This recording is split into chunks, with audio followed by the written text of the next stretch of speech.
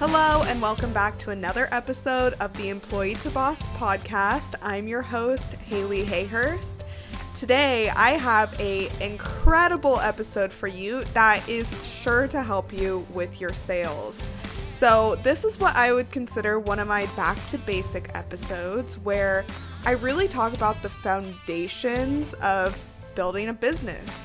And I've done a couple of these episodes before of, really actionable episodes that can help you with a certain topic of your business. And today happens to be sales. So I reconnected with Alyssa, who is the founder of Nerve Client Studio, which is a client strategy studio that takes 99% of the sales work off of their customers' plates and closes the sales for them.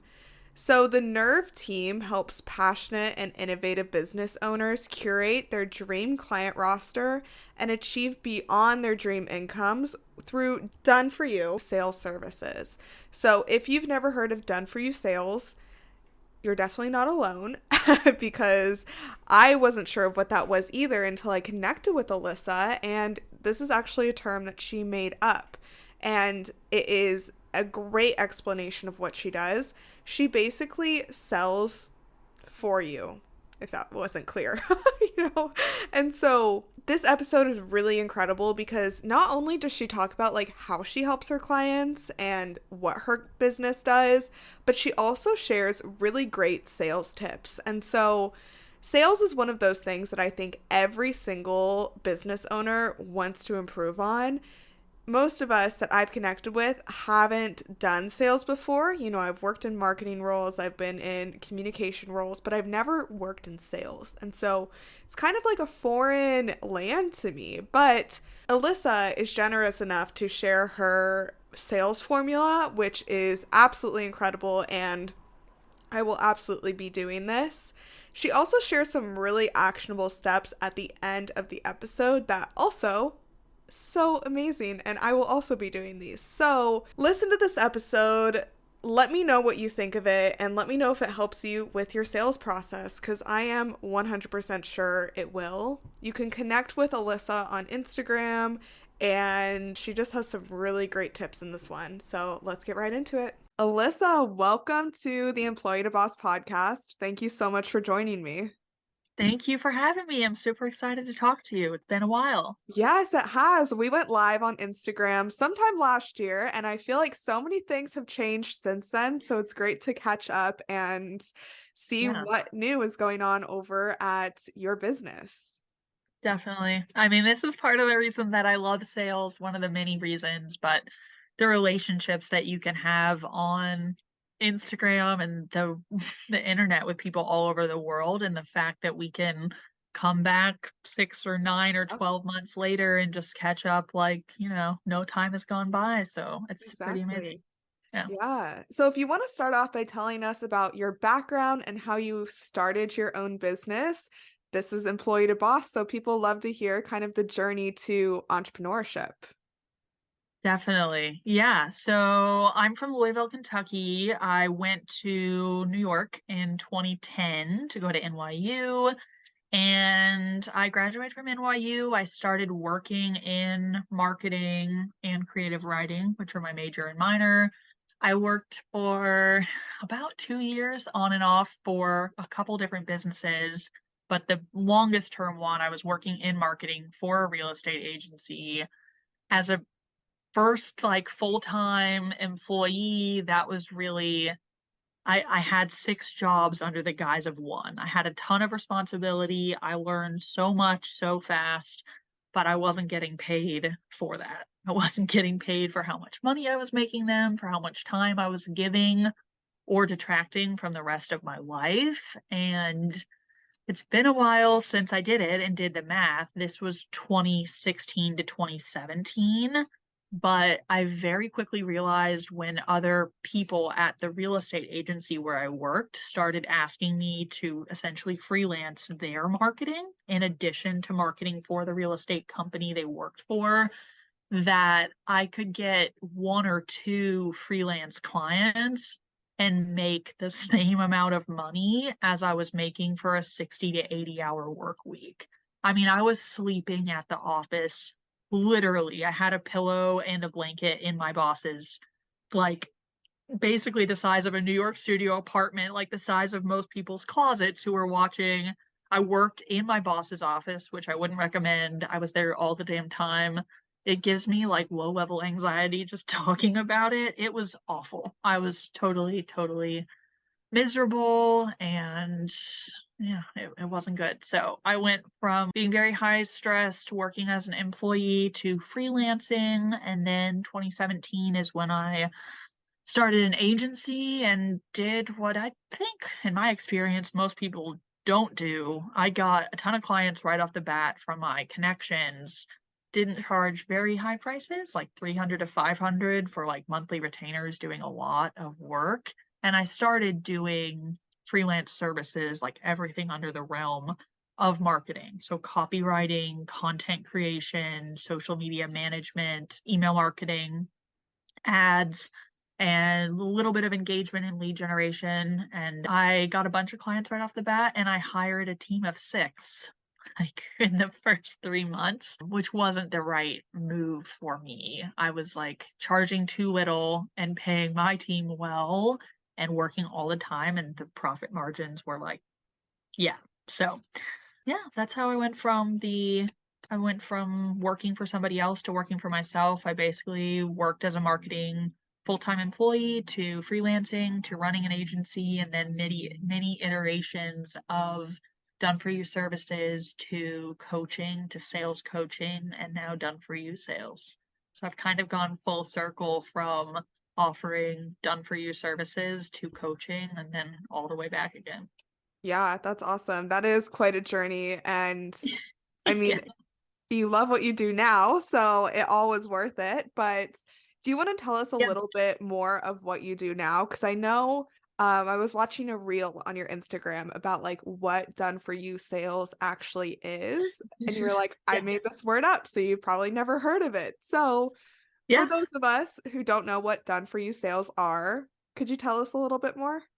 Definitely. Yeah. So I'll give you a little behind the scenes peek on what goes on in my crazy sales brain. But when I decided that I wanted to offer sales as a service and not just a consulting piece, I went back and forth on the naming, which is really important for an offer. So I went back and forth on, basically, did I want to call this lead generation, engagement, community management, something that everybody else uses and people would associate with lead generation in under some name that was common? Or did I want to give it a totally new title and have people not really know what it was, because it is, in my opinion, something different? So I did actually go back and forth. I had a really funny conversation in the DMs where, like, basically I was calling it lead generation and people found me because I was calling my services lead gen, but they wanted done for you sales.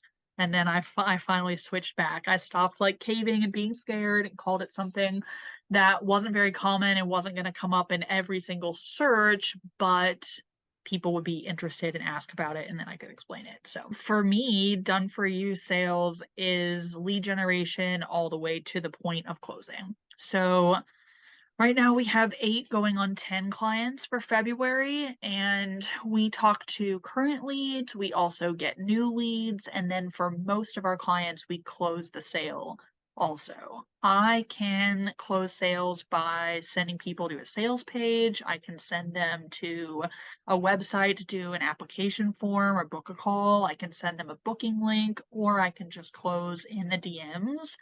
And what we're really, really good at for low, mid, high ticket services is making sales really efficient, making people feel comfortable with our permission-based sales approach so that people will sign for high ticket offers in the DMs without needing a sales call each time.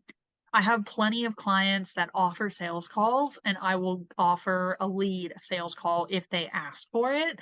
But if I have clients that are like knocking down the door, DMing every morning, messaging multiple times in a row, asking like, can we work with you? How do we get started? Like I will let my clients book those people without a sales call if it's not necessary. And the way that I see that happen time and time again is through sales content. So if you have sales content that gives people all the information they need, like 99.9% of the information they need to make a buying decision, and they get to get the personal part in addition to sales content. They get to see your face, they get to hear your personality. Like people know that was in New York and back in Louisville. They get to know who you are and what you're about. Those are how we, for myself and for our clients, will sign high ticket clients without a sales call. So like a $5,000 DM that comes to us and books that day. So that's really what I see the done for you sales is full circle lead generation all the way to closing. Mhm. We say we take like 99% of the work of sales out of it for you. So if I have clients that want to close themselves, be that in the DMs or another way, they can. But our intent is done for you sales to take it off your plate and put it on ours. Totally. Yeah. I have a ton of questions based on that. So, Okay, let first me of drink some all, more coffee. so you mentioned that the name of your offers is super important. And anyone who's been in business for long enough knows this is very important to like Yeah. explain what your offer is. But a lot of the people who listen to this podcast are newer entrepreneurs. So can you tell us a little bit about like how to name your offers and like why it's crucial? Yeah. Man, so many reasons. All right. The first reason I would say you want to name your offers is to distinguish them from one another. So this doesn't have to mean that like you have the coolest name in the world. My offer could be called like Sales Bitches Slay or something, right? I could have like a really cute, catchy offer. That's the name of my membership, actually, is Sales Bitches. So I cheated. But you could have like a really catchy, cool name, and that can work too. But on a base level, you want to have a name of an offer that shows that you are legit, that tells people what it is they're buying, and also helps you distinguish from that offer or service or product versus another one. So, like, if I'm talking to Haley in the DMs and I have a membership, a group program, and a done for you sales service, I at least want to be able to call, those offers what they are so people literally know what type of thing they're buying. So you can have something like as simple as I do with done for you sales, which is like our bread and butter offer, which literally for the most part, if they hear me explain it, just tells them like what they're buying. Or you can jazz it up a little bit and have it, have like a catchy title. But honestly, if you're a new entrepreneur, I would say the most important thing is to tell people what kind of offer they're buying. So is it a done for you service or is it coaching? Is it one-on-one or is it group? Is it, maybe you're doing an event? Is it virtual or is it in person? So just have something informative is really, really important. And then when somebody comes to you and doesn't really know what they want, you having your packages legitimizes you and also helps them make a buying decision easier because they can kind of weigh the pros and cons. Totally. That makes a lot of Yeah. sense. Do you want to start growing your business rapidly in a really fun way? Do you want to increase your visibility and profits? I have just the thing for you. My course, Great Guesting: How to Grow Your Business Through Being a Podcast Guest, is now available, and it's guaranteed to get you on podcasts. Do you want to connect with more clients, share your story, make stronger connections, and grow your audience? But do you find that you're second guessing yourself, are indecisive on a topic because you're into so many things, and thinking, is this even possible? You'll love this step-by-step guide on how to be a podcast guest. We go over 6 lessons that are knowing your story, narrowing down the topic, finding podcasts to be on, setting up your audio, preparing to record, and of course, marketing, because that's what I'm all about. Being a guest can be fun, but if you don't have a plan to go with it, you're really just spending the hour talking. You're not moving your business forward. And that's exactly what this course is designed to teach you. You can find this course on my website at Espresso Podcast Production, and I guarantee you that you will be a guest on podcasts in no time. So I'm assuming you mainly work with service providers, correct? I love that you asked that. We do work with service providers, and historically, that's like the majority of my client roster. However, I love a challenge. I'm not like most of my family think very quickly and will often like move from multiple projects like back and forth, not necessarily drop them, but have like multiple passion projects that they move around on. So I love selling for service providers. I've done that for 6 years now, but lately I've been exposed to new products because I'm back in Louisville where I'm from. For example, there's a peach cobbler factory down the road, and I Ooh. love, right?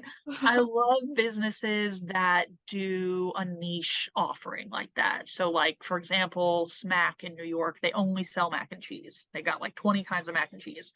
So I really like that. And that's a product, right? That's a food. So I've been exposed to new products lately because I'm in a new city. I'm back somewhere where I haven't been for a while, like staying long term. And it's been making me want to sell products too. Mm. So we have a new kind of business partner coming in. Her name is Isabel, and she has mostly product-based clients. So they're selling jewelry, they're selling athletic wear, etc. And as long as I can see the like unique value proposition and like a passion behind who's selling the offer and a reason that people would want to buy it, we're open to selling products too for Q1. So I'm excited Very to do that cool. too. Yeah. Very, very cool. Okay, awesome. So I want to hear about like what points these entrepreneurs and businesses are coming to you to actually have you do this done for you service. I've gotten clients at all different points. I'll tell you where we're looking to take clients now. I believe that I want people to be able to like buy sales as a service when they're newer in their business journey. So, like from a very new entrepreneur all the way up to somebody who's been in business for 3, 5, 10 years, whatever it may be. The only caveat there is that you have to be marketing somewhere. And within that, I'm a firm believer in like my concept of sales content. So as long as you have one marketing channel and you're talking about your offer or offers there, we can really help businesses at all different levels. And this is pretty much what I did for January is I've been a new business owner. I've helped hundreds of new business owners now over the years. I wanted to make sales accessible. So I wanted to make it, I remember what it was like to just start out, to have everything on your plate.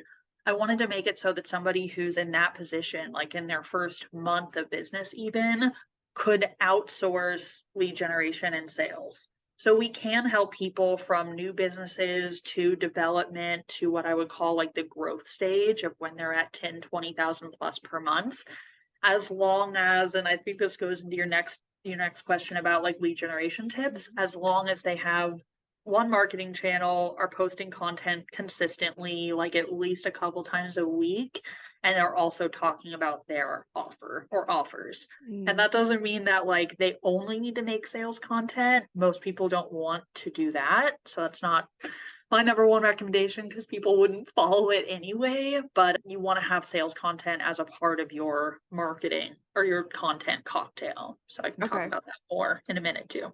Yeah, definitely. So yeah, that is my next question. Like, what lead generation tips do you have for entrepreneurs? And then on top of that, I know that like funnels are very important. So it's one thing to actually bring in the leads, but then it's another to actually have like a system to be able to keep all the leads and then obviously convert them. So Yeah. what does all of that look like? Like what do you recommend maybe having for a funnel? And then from there, actually, how do you do that lead generation? Yeah, so if you're a newer business owner or just short on time, right? A lot of my clients have large businesses, multiple businesses. They might be a business owner in their first couple of years, but they have a family, maybe they travel. So if you have a limited amount of time to spend on business or marketing and sales in your business, I would do what we were talking about before. I would not go everywhere. I would focus on quality over quantity. So I would recommend somebody who has like all the time in the world, a marketing team, etc., to try like 3 to 5 marketing channels, right? Which sounds like a lot, and it is a lot. So that's if you have plenty of time and are very like excited and energized to try. If you have less time and kind of want to do like what you need to do, bare minimum ish to market and make sales, I would do 1 to 2 platforms, post at least a couple times a week. And this can be social media, email marketing, networking, public relations, etc. All of those are accessible even from the beginning. My friend Jen, she's going to love this shout out, but my friend Jen at Neat Marketing did a really good post the other day about like what's the difference between marketing and PR. And then I actually explained this to a client on a client now on a sales call, like the difference between those two methods. But if you're just starting out and you're picking 1 to 2 channels, don't discount like public relations channels. So don't discount like being on a podcast like this or getting a media feature or doing a collaboration. Maybe you just do an Instagram live. All of those can be very affordable, don't have to take that much time, and have a lot of staying power. For example, like somebody could watch this podcast of yours in 6 months or a year and still come find your eye from it. So I That picked that one or actually just two. happened to me where I was on someone else's podcast like 6 months ago, and then I just booked a client from that. So that's an example of it works. The PR part is important. Yeah, definitely super important. So that's where I would get started with the marketing is just doing one channel and doing what you can do. And then in terms of funneling, like it doesn't need to be more complicated. Funnels, I think, is a word that scares a lot of people away. So you don't have to make that super complicated for you either. I didn't have a like website or sales page up for my business for a while, right? And we're still able to get leads and make sales from it. So I would just consider like number one, where are people going to find you? Number two, where can you speak with them is super important. So if you're doing something like email marketing or podcasting, that doesn't give people a way to have like one-on-one conversations with you. So I would make sure that one of your channels at least gives people like direct access to you or somebody doing like lead generation or done for you sales to you. And then in terms of like closing, again, we close a lot of leads in DMs. You could also have your third point there be a sales page or a website or booking calls. So all of those are potential options. If you're a new business owner and you haven't done sales calls before, I mean, sales calls are just like such an invaluable skill for you to learn.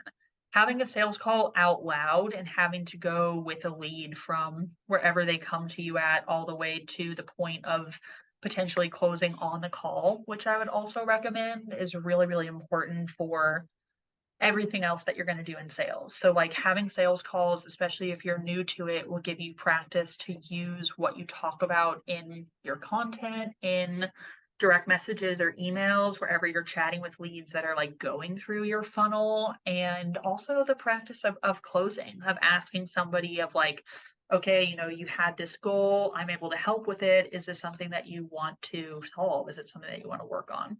But yeah, I would say as in a whole, like funnels can really scare new business owners away. So try not to overcomplicate your funnel, and then from there it can get as complex as you want. But I think really like to get started with sales, you just need 1 or 2 channels, a place where people can speak with you one-on-one, and then tracking is super important as a newer business owner. Like if all of the leads that all of my clients that I have had tracked their leads from the beginning of their business, they would have such a larger pool to choose from and to have us to speak with. Not that there's not plenty of people already that they have access to, but just tracking like how people found you, how long it took for them to make a decision, which offer they were interested in, what was their budget, what kind of like ideal client avatar did they fit, what were their objections.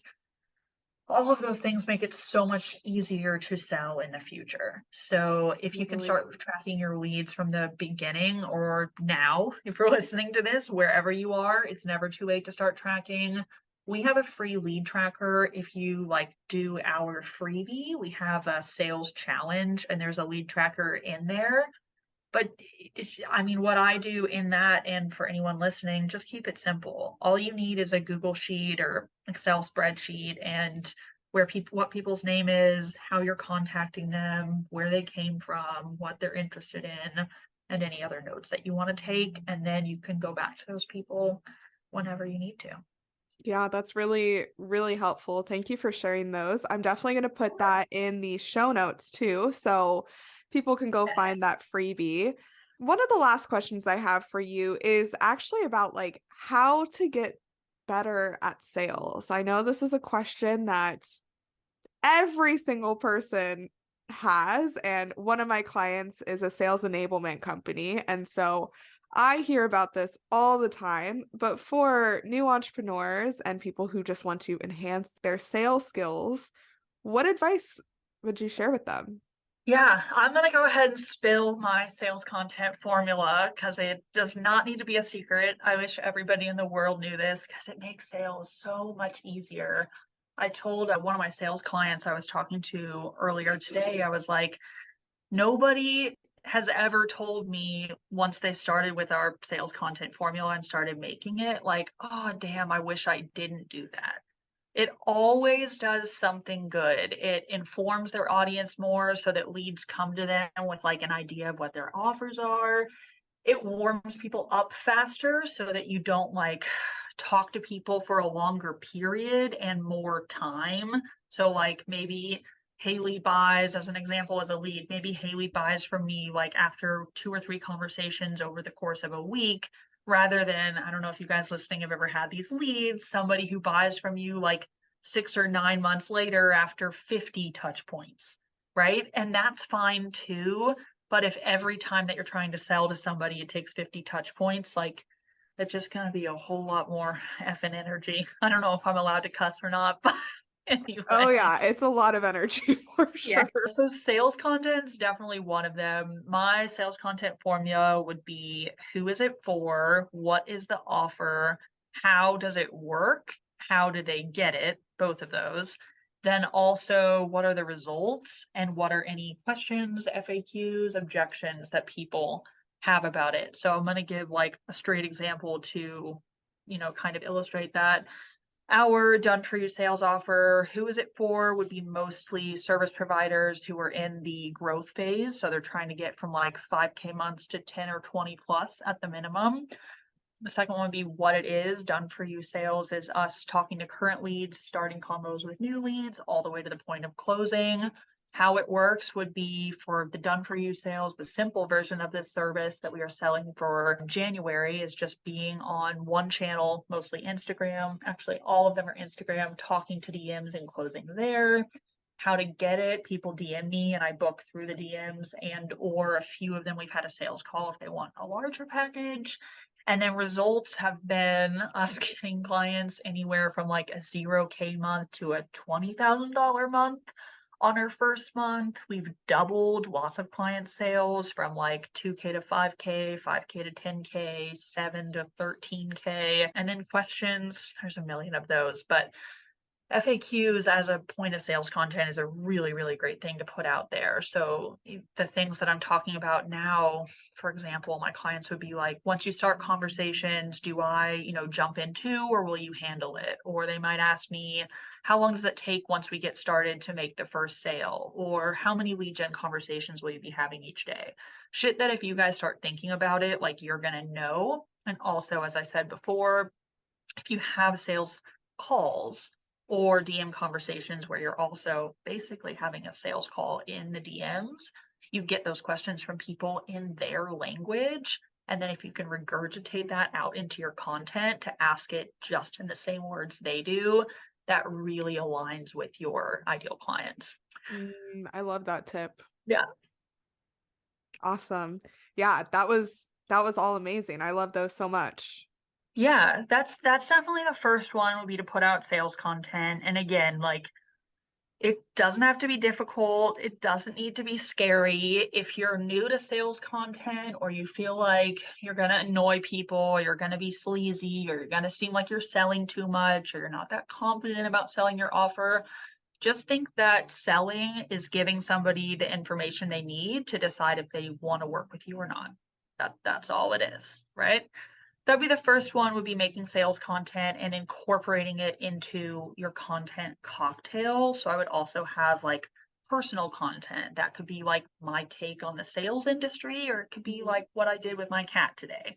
Anything that showcases who you are. And then educational is also super important, just like you educating about your principles for your own business, like what kind of things you teach and help people with, and then sales content. So those are the three that I would touch on in content. The second point that I would say to get better at sales is really simple: have more sales conversations. Just know that when you're talking with people, I like to think there's always a potential for someone to work with you, oftentimes when we least expect it. But whether you expect it or not, being open to the possibility that somebody might want to work with you, and then having a process that you go through, because a lot of times when people come to us, they don't really know what they want. They don't know how it's going to work to figure out what they want. So if you have a process to lead them through, that just like reassures everybody and kind of takes the anxiety out of something that can be big decisions. One of my first sales mentors, Katie Prince, put this really, really well. She says that like nobody's butt wants to be stuck on a spiky fence, right? So if you're trying to decide if you want to buy Haley's podcast offer or not, nobody wants to think about that like for weeks on end, probably, if it's like really eating you up, right?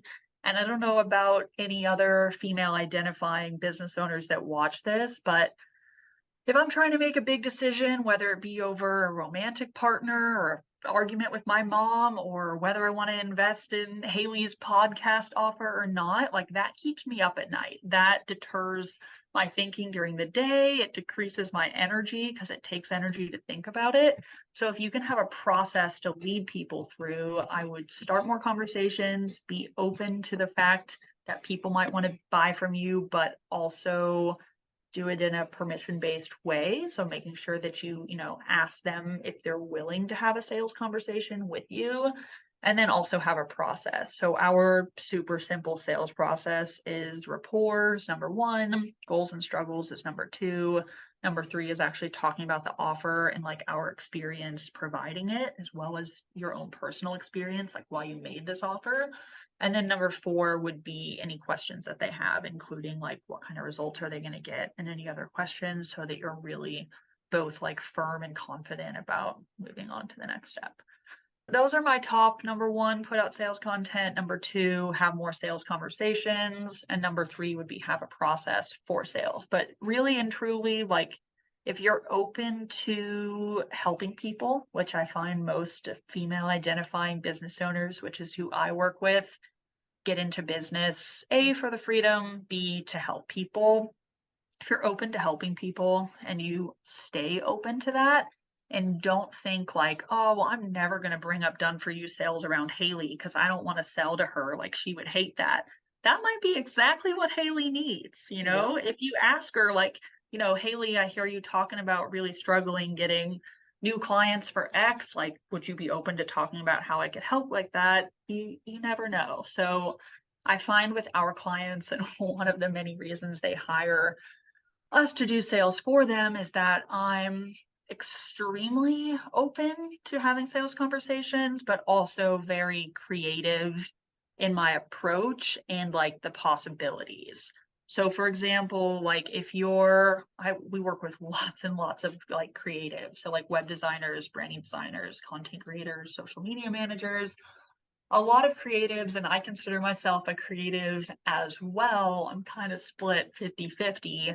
Will think that like if you're a branding designer, like two of my clients are, and everybody in your DMs is a branding designer, they'll tell me, well, Alyssa, I don't have any leads. And I say, there's tons of people in your DMs, and they say they're all branding designers. And then I talk to them and talk to the people in those DMs about the possibilities, which is that, like, one of them could be an affiliate for you. They could send you clients because you do different kind of design than what they do. You could be a referral partner. Maybe you guys send each other clients both ways. You could be a partner where like they take on a client but it's too big for them, or it's a part they don't want to do and they hire you for that. So when you start thinking that way, there really is like there's just unlimited potential, which doesn't mean like I'm not saying go out and pitch to anybody and everybody in the world. I am saying like be open to people who need your help and willing to help them in creative ways. That was so valuable. Thank you so much for sharing all of that. And totally the last part that you talked about collaboration, so true. You never know. You Yeah, really never know. I haven't thought about that yeah. in a while, so thank you.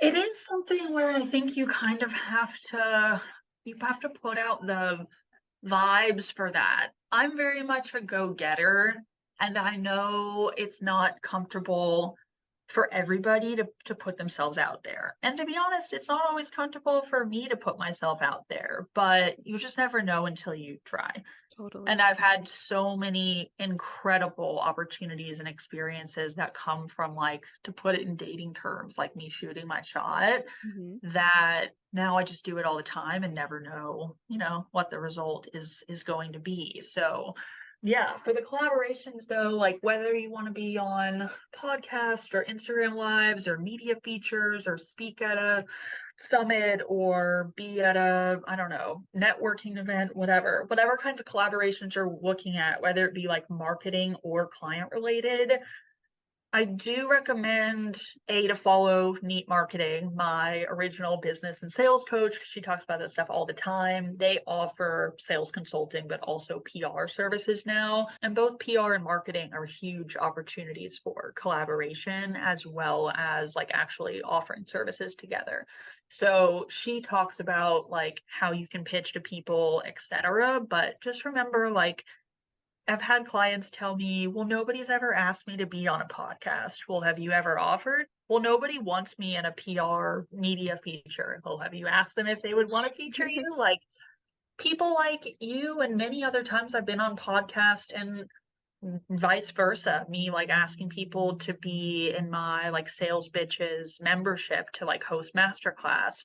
So many people just come to me and say like, do you want to be on this? And you can do the same thing. Those people just like you, and I don't want to speak for you, but like you and other people having podcasts, for example, are looking for features on their thing on like a routine basis. So All if the you time. yeah, Yeah. if you give them like a reason of like what you can talk about, why you're experienced in that area, and see if they want it, they'll say yes or no. And that's, just as good, and I think involves permission in it too, as like people asking you. So don't wait to have sales conversations. Don't wait to see if somebody wants to partner with you to like send you clients. Don't wait to be featured in a podcast or whatever, because what you guys don't know is I'm very lazy, actually. If I can do like truly, if I can do the least amount of effort, like that's great because I have a lot of goals besides this business. And I don't know, I kind of think like human nature, we want to, they tell us in recovery, we do what we want to do and what we have to do, but not always what we should do. Mhm. So I'll tell you guys like that I'm lazy and I don't want to do a million things that I should do, but I will do what I want and what I have to do. So I recommend and challenge you guys to, put yourself out there, whether that's connecting with a few people in the DMs or sending a few emails to ask if you'd be willing to have you in a podcast feature. anything that you can do to really broaden your reach and show people how you can help them and that you're willing, able, and ready will make your life easier. It makes sales easier. It makes business easier. What most of my clients want, especially in my first few years doing this when I was working with mostly newer business owners, what they would tell me when I'd say, like, what is your goal a year from now?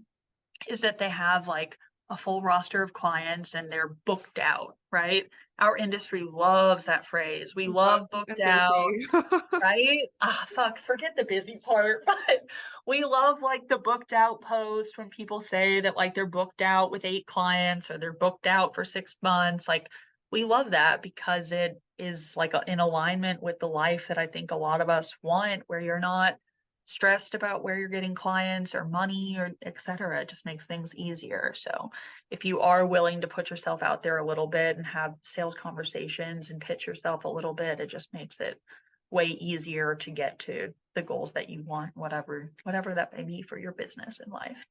Totally. Thank you so much for sharing that. I have a course on how to be a podcast guest, and it is a lot of like Ooh, pitching but it's for people who are, at this phase where they're nervous to actually pitch themselves. So it is aimed towards yeah, podcasts, but it could be for other PR things as well. But it's step by step how to find those podcasts to be on, pitch yourself, prepare yourself, and really just like be ready to be on air and like actually be able to sell and be confident in all of that. So I'll put yeah. that link in the show notes too, but that's Yeah, super please powerful do. as I was well. gonna say you should come on the sales pitches and the membership and talk about podcasting Ooh, I would love too. to.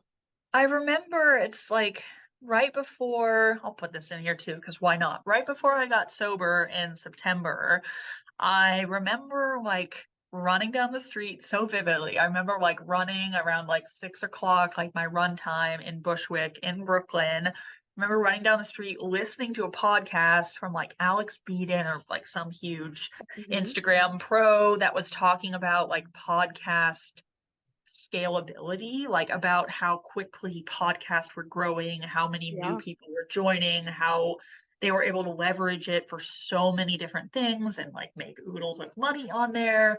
And the stats were like mind boggling, like how quickly, I wish I could remember them. Maybe I'll find it and you can put that in the notes too if you want. But it was like podcasts are doubling in the next year or Yeah. something. And it was, I don't know, what would be your guess? Do you think there's millions or billions of podcasts? Millions? I think the last stat I saw was there was about 2 million podcasts out there. Yeah, But, that could be podcasts that people just started or they made it like 10 episodes in or things like that. But there are a lot of podcasts out there. yeah. How long have you had this podcast? I've had this one I just celebrated the year anniversary at the beginning of January.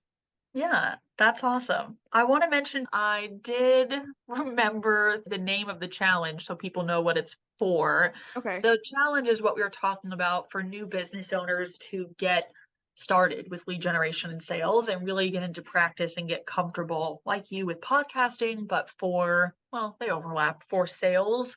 The challenge is called Free Landing 100 Leads DIY Challenge, and it has 3 videos from me going over so much more in-depth, like starting lead stuff, and it has a lead tracker. So Okay. that's available, and we'll put it in the notes. I just wanted to mention the actual name of it because we were talking Awesome. about naming too. The last question I have for you, and I ask this to every single person who's on this podcast, is I would love for you to share 3 action steps for the audience to take that they can start with today to move forward in their business or practice their sales. Or you've given so many valuable tips, but whatever 3 steps the audience can start with today, Okay. what would you like to challenge them with? Yeah, number one would be what I wish I did at the very beginning and every month consistently the whole time, the 6 years I've been in business, is set your financial goals with effing specifics. So if you guys want to make $5,000 this month, which offer are you going to sell? What is the price? How many of those do you need to sell to make that goal? what very, very, very many new business owners and $20,000 a month business owners do is they've got a couple things to sell. They book it out until they're booked or overbooked, and then they may or may not be at their financial goal, and then they got to pay people sometimes too, or pay their bills, etc. And it ends up that they don't have as much money as they thought they did, but they're still working their ass off. So don't do that. I would challenge you guys to make financial goals with specifics about how many offers, which offer, and how many of them you need to sell to make that goal. And one other thing I would say within that too is you want to have a time budget. So like I'm not going to actually do the math right now, but if you want to do a 20-hour work week and you want to make $5,000, do that math and figure out how much do you need to charge per hour. And then like when you're doing your offers, how much time is it going to take so you're not overbooked? So that would be the first one, is make financial goals that you can actually hit, that are SMART goals in terms of like how many you need to do to get to your offer. The second thing to do, if the only thing that you do for sales content to get started is this should make a difference. Make a super simple graphic that says ways to work with me this month and put your one offer or 1, 2, 3. That's it. I mean, you can have a whole carousel that explains like what offer 1 is, what offer 2 is. You can do this in a reel. I could say 3 ways to work with me. They can't see me because this is like audio, but that's a really, really great way for you to show people like, yes, I've got offers and I'm confident in them. B, I'm selling them right now. C, what are they? And make sure you also put like how to move to the next step. So like ways to work with me, list off offer 1, 2, 3, offer 1 if you just got one, and then say like comment whatever if you're interested, or DM me sales if you want to talk more about it, or book a call via my link in bio, go to my website to check out the application, whatever it is, put that in the graphic. This goes more into what you guys are welcome to DM me about, but this goes into not just sales content, but visual sales content. If people can hear you and see you talk about your offers with consistency, it's just gonna like boggle your mind how much easier sales are.